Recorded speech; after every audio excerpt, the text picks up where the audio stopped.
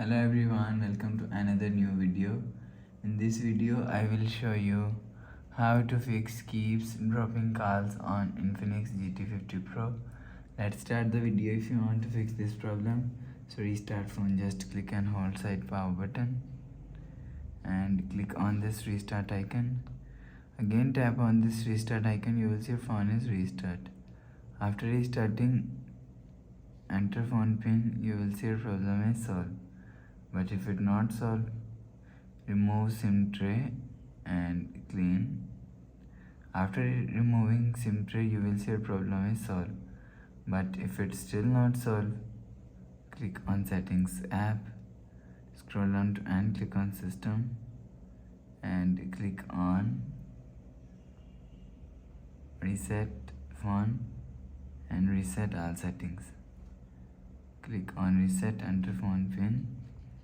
Click on this icon, you will see your problem is solved. But if it's still not solved, so last solution is software update. Click on settings app, click on my phone and you will check your software update is latest.